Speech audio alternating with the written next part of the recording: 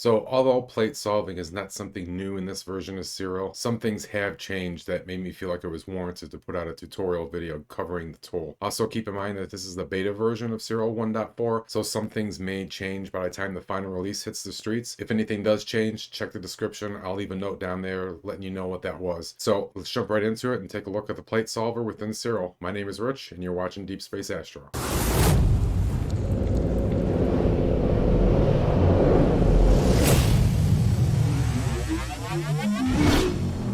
So plate solving still works the same way that it always has in previous versions, but they have moved some things around, additional settings in the main plate solving screen, as well as making it a requirement to plate solve your image before doing things like color calibration. So that's what I wanted to go over, do a little bit of a deep dive, try to give you guys a good understanding of how things are working, when you need to use them, and why. So right now I have an image of M45 opened up. I've just cropped it and did a quick background extraction. I'm in an auto stretch view right now, so the data is still linear. And if I was to come up into image processing and go into my color calibration, you will see the photometric color calibration as well as the spectrophotometric color calibration are both grayed out. They are grayed out because this image has not been plate solved, and it's a requirement to use those two functions now. Also down here on the bottom where we have our button to show object names if the WCS information is available, as well as the celestial grid, those are both grayed out for the same reason. The image has not been plate solved yet. So before using those buttons or doing any color calibration, we're going to want to do a plate solve. So plate solver used to exist over here in this menu, but it has been moved now more appropriately into the tools menu. So if we click on tools, astrometry, and image plate solver, this is the box you'll be greeted with. So let's just go through everything. Right now, the image that's on the screen is a FITS image. So it came out of my Player One astronomy camera. Our right ascension and declination are already populated for us because this information exists in the FITS header of the image itself, right? My acquisition software, which is Nina, populated the entries in the FITS header and is reading that information and automatically populating it for me in the plate solver. If you're shooting with something like a DSLR or a mirrorless, that capability does not exist. So you will see zeros for your right ascension and your declination. And in that case, you would come into the search box here and type in the object catalog number, in my case is M45, click find, and it'll list it down here in the box for you. When you click on it, then your right ascension and your declination coordinates will be populated based on this catalog search. This catalog search does require an internet connection, so keep that in mind. If you're doing this offline, it's not going to work. You would need to know right ascension and declination, and then you can enter those numbers in manually, but for the find button to work, it does require an internet connection. Default, it's using the Simbad server. There are other servers you can select. They're simply here just in case, for example, Simbad was offline for some reason. Then you can try one of the other two. The option here with the S, you would tick this if your declination was a negative number. You can't type a negative number into this box, but ticking S indicating that this object is in the southern hemisphere, so it's below the celestial equator, but still above your horizon. That is your southern hemisphere. So you would select that. This is if you were punching in these coordinates manually and you know it's a southern hemisphere object. Make sure you tick your S option over here. Get metadata from image. If you do have a FITS image and for some reason your right ascension and declination as well as your focal length and pixel size weren't populated, you can click on this button to have it go out and read that FITS header again and populate it with the information that it found. The resolution is automatically calculated based on the focal length and the pixel size. We'll come down here and we have two solvers in this version. The first one, and by default, is the Siril solver, which most of us will be using. Your second option will be astronomy.net, and we'll talk about that one in a minute. I want to go over some of these other settings first. Your solution order, which is by default set to cubic, will work for most instances. This is around the distortion in your image. If you were to go into linear, you are telling the plate solver that you know your image is completely flat. There's no distortion at all in there. Most of us, that's not going to be the case. We're going to have some distortion within our image because of our optical train. So leave that at cubic. The search radius and the disable near search will only appear if you have local star databases installed on your computer. I do. That's why I see this. If you don't, you won't see these two options at all. They're not going to be there grayed out or anything. They'll be completely missing.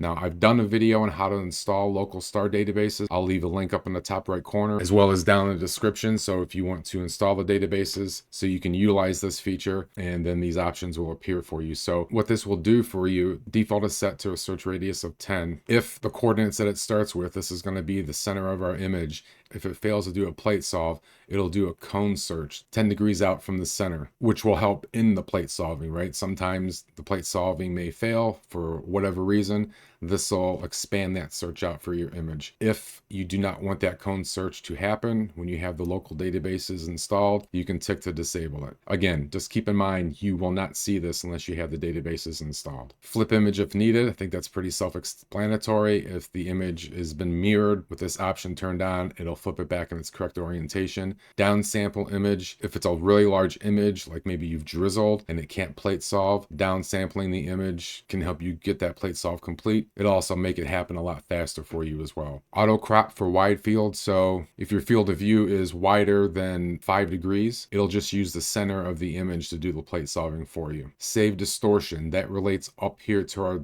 our solution order. When it determines the distortion within your image, you can tick this box and specify a location to save that information, and that information can be used during registration if needed. Our catalog parameters, star catalog, and our limit magnitude, both are set to auto. And if you notice, mine says local catalog, again, because I have the star catalogs installed. Yours will say online catalog if you do not have them installed.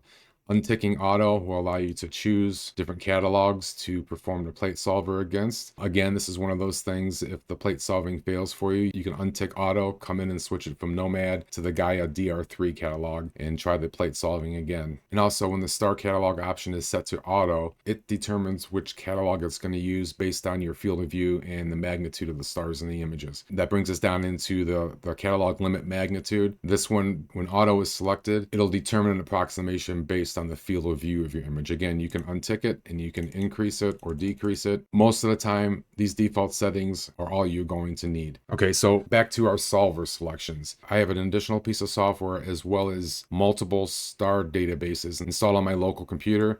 So that gives me a second option to use, which is astrometry.net. That's where I got all the database files from, similar to what we talked about with the search radius and disabling the near search, where we need the local databases installed. For this option to appear, you need the star databases from astrometry.net installed, as well as an additional piece of software. Again, I did a video on that last year as well. I'll leave a link up in the top right corner for that, as well as down in the description. But just keep in mind that if you do not have astrometry.net installed, the Siril Solver selection will just remain Siril Solver and it'll be grayed out. You won't be able to select this. But once you do have it installed and you select it, now we have a couple more options down here for blind solving. So you can tell it if you didn't know the right ascension and declination, or you didn't know the catalog name, or maybe you pointed to an area in the sky where there was nothing there and you wanted that to be the center of your image. So there's not going to be a catalog number. It's just where you wanted to start your imaging from, then you can tick to ignore the position. So it will not use what's up here. It'll do a blind plate solve. If you wanted it to ignore your resolution, in my case, the 1.825, then I would tick ignore sampling and it would do a completely blind plate solve without me specifying any of this information up top. So I'm going to uncheck those and let's go back into the Siril Solver again. Our last option that we have down here is for star detection. And there's one option in there and it's for manual detection. So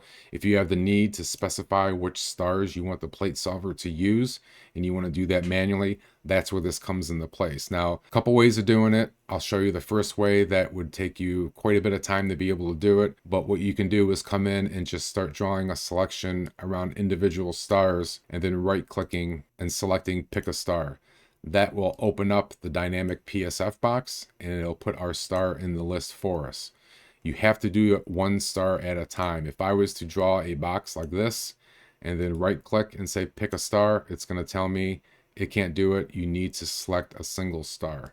So I could continue on and just select multiple stars and you'll see they get added to the list. But like I said, you need to select a large number of stars in order for the plate solving to have enough to be able to work. I don't know if there's an actual minimum number of stars you would need to do this with, but I just wanted to show you that it's an option. So I am going to clear my star selection, hit close, and show you a better way of doing it if you wanted to grab a group of stars at once for the plate solver to select on. So if we come back up into Tools, image analysis, dynamic PSF. I can draw a selection, say right about there. And now when I hit my detect stars button over here, it would only detect the stars that are within this box. So you'll see that happen here. So it found 807 stars within this box. At that point, I'd come back over into my plate solver and tick the manual detection and then click OK, and it will plate solve the image. So let's clear all this stuff out because I don't want to take that approach with this particular image. And before we click OK, I think I failed to mention it before, but you want to make sure that you have your correct focal length and the pixel size of your camera set correctly. If these are blank, your resolution won't be determined, or it will be determined wrong, which would affect the plate solving itself. So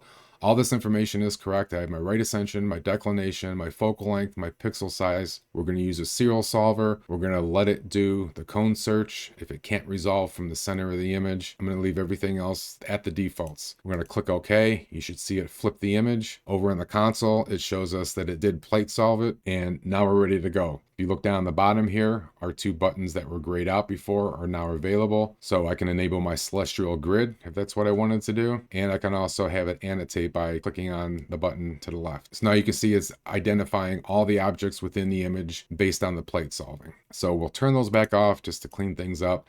And the other thing that is now available as well, since we did the plate solving, is our ability to do our color calibration. These two are no longer grayed out.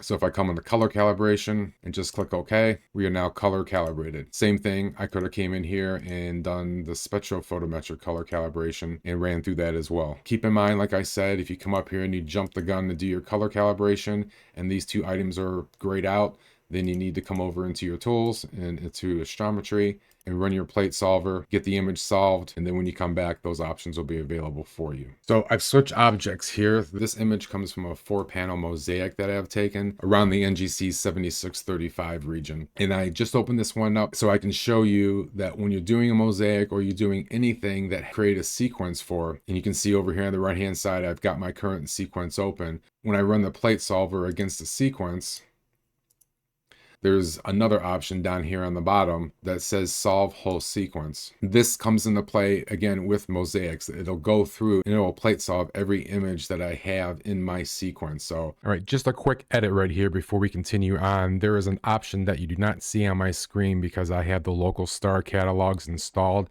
and that is fetch catalog for each image. So I just want to point that out.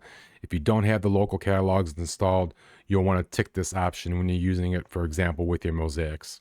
The first option is to use the plate solver's registration information. If you know some of your images maybe were already plate solved, you can tell it to skip resolving them. Otherwise, you can untick that to have it plate solve the images again. Use coordinates from headers, use a pixel size from the headers, and use the focal length from the headers. And we still have our M45 data up here from the last image that I had open. So I'm going to click on my get metadata from image, and you'll see the right ascension and declination will change based on what it found in the header, and then click OK. Now it's gone through and it has plate solved all for the images that I had in my sequence. And the last thing I wanted to show you, and this is across the board, so whether you're doing a sequence like I just showed you, or you're just plate solving a single image like I showed you previously. So with the distortion piece that we spoke about, if I come back into the image plate solver, our solution order, and you wanted to see what those distortions were, you can come up into tools, image analysis, and tick on show distortions, and you can see the red lines around the image that's showing you the distortion in your image. So now you have a pretty good understanding how the plate solving works within Siril, why you need to use it, when you need to use it. Hope it was helpful. Before we go, I want to say thanks to all of my members, both here on YouTube and on Buy Me a Coffee. I appreciate everybody's support. If you're not a subscriber, consider subscribing and also hit that bell icon so you'll get a notification every time I release a video. Once again, thanks everybody for watching. We'll see you on the next one, and clear skies.